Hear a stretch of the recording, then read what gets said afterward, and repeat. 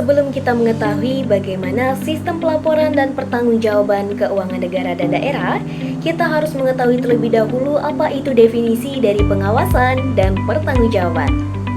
Menurut Sarung Dajang pada tahun 2005, pengawasan merupakan suatu kegiatan untuk memperoleh kepastian apakah pelaksanaan telah berjalan dengan sesuai rencana atau terjadinya kendala.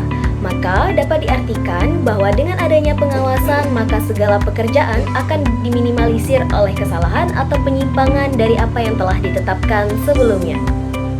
Sedangkan menurut Mardiasmo pada tahun 2006, pertanggungjawaban itu merupakan bentuk untuk mempertanggungjawabkan keberhasilan atau kegagalan misi dari suatu organisasi dalam mencapai tujuan bersama. Pengawasan dan pertanggungjawaban dalam APBN ini merupakan proses monitoring untuk memastikan pengelolaan anggaran itu berjalan sesuai dengan rencana agar tidak terjadinya penyimpangan dan koreksi bila terjadinya kesalahan pada pengelolaan anggaran. Pengawasan dilakukan secara dua, yang pertama itu eksternal dan internal. Dengan adanya pengawasan dan pertanggungjawaban, maka pengelolaan keuangan negara akan menjadi transparan, efektif, dan akuntabel. Jadi saya akan menjelaskan permasalahan di APBN.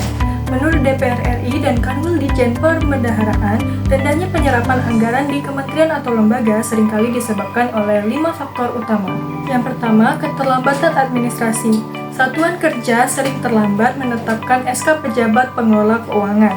Tanpa SK ini, uang DIPA tidak bisa cair. Yang kedua, DIPA masih dibintang. Tanda bintang ini artinya anggaran diblokir sementara karena syarat belum lengkap, seperti belum adanya Term of Reference atau TOR, atau persetujuan pinjaman. Ketiga, proses lelang yang lambat. Banyak sekali startkar baru mulai persiapan lelang saat tahun anggaran berjalan. Padahal, persiapan bisa dilakukan lebih awal agar belanja modal segera jalan. Yang keempat, revisi DIPA yang lama. Proses mengubah anggaran memakan waktu, terutama jika butuh persetujuan DPR. Terakhir, masalah bansos. Untuk belanja bantuan sosial, verifikasi calon penerima seringkali memakan waktu yang lama. World Bank juga membagi masalah APBN berdasarkan waktunya. Yang pertama, sebelum tahun anggaran, sering terjadi penyerapan kebut semalam di akhir tahun sebelumnya, sehingga persiapan untuk tahun baru jadi keteteran. Lalu saat tahun berjalan, kapasitas SDM pegawai seringkali kurang memadai, cash flow tidak dimonitor dengan baik, dan proses revisi anggaran yang kaku dan lama. Di akhir tahun, muncul masalah penumpukan tagihan atau kemungkinan carry forward anggaran ke tahun berikutnya. Selanjutnya ada pengawasan APBD. Pengawasan APBD merupakan kegiatan yang dilakukan oleh pemerintah daerah untuk memastikan pelaksanaan anggaran daerah itu berlangsung sesuai aturan dan good governance. Siapa saja sih yang mengawasi APBD agar tidak adanya korupsi? Yang pertama ada Kemendagri, mengevaluasi rancangan perda. Yang kedua, DPRD mengawasi kebijakan dan laporan keuangan. Yang ketiga, BPK melakukan audit laporan keuangan. Terakhir, masyarakat sebagai kontrol sosial. Selanjutnya, pertanggungjawaban APBD. Pertanggungjawaban APBD adalah wujud transparansi pemerintah daerah kepada DPRD dan pemerintah pusat. Prosesnya dimulai dari menyusun rancangan peraturan daerah, dievaluasi Kemendagri, hingga disahkan. Nah, isi dari pengawasan dan pertanggungjawabannya ini dapat berupa laporan keuangan daerah, pelaksanaan fungsi bendahara umum daerah, dan yang ketiga itu pemungutan pendapatan dan kebijakan keuangan.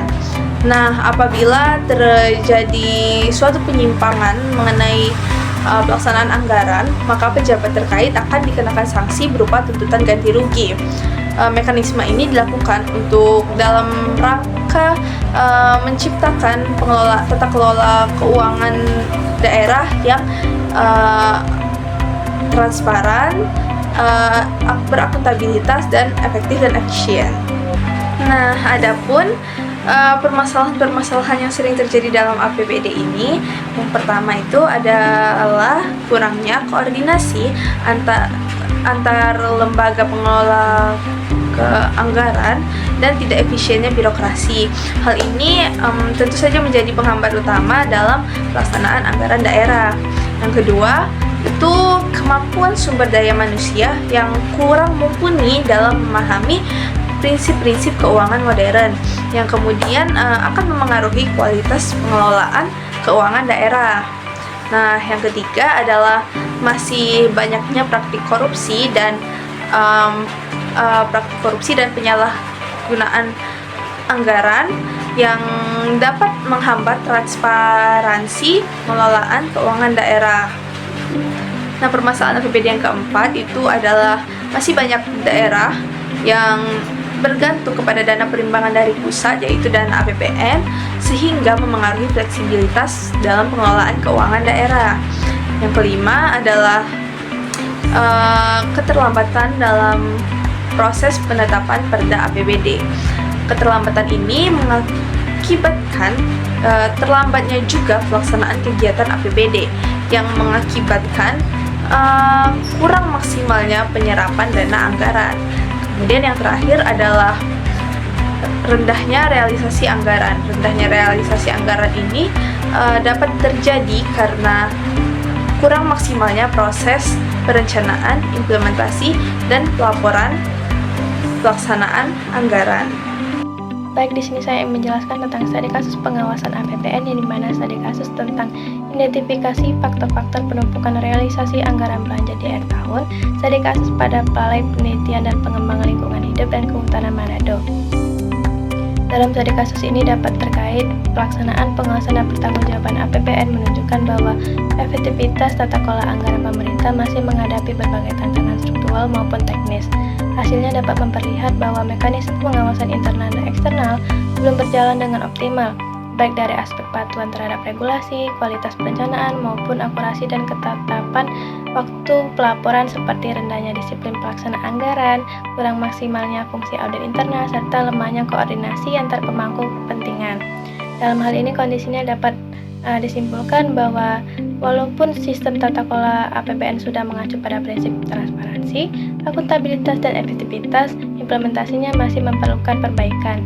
Jadi dapat disimpulkan studi kasus pengawasan APBN ini ditemuin tersebut menunjukkan bahwa pengawasan dan pertanggungjawaban APBN belum sepenuhnya mencerminkan tata kelola keuangan yang ideal.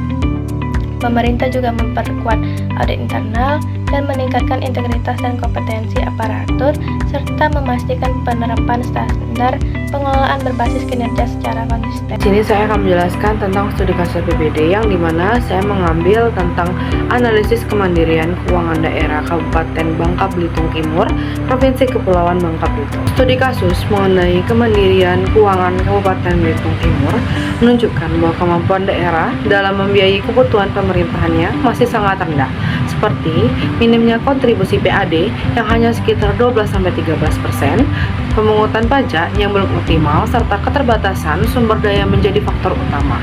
Selain itu, belanja modal yang tidak mencapai target menunjukkan bahwa evaluasi dan pengawasan anggaran masih lemah, sehingga upaya meningkatkan kemandirian keuangan daerah perlu diperbaiki. Dari studi kasus tersebut dapat kita simpulkan bahwa lemahnya pengawasan dan pertanggungjawaban APBD, yang dimana dapat menandakan bahwa tata kelola belum ideal, seperti diperlukan penguatan audit internal, peningkatan integritas, aparatur penempatan kinerja yang konsisten, serta perencanaan dan monitoring berbasis teknologi agar anggaran lebih efisien dan tepat sasaran.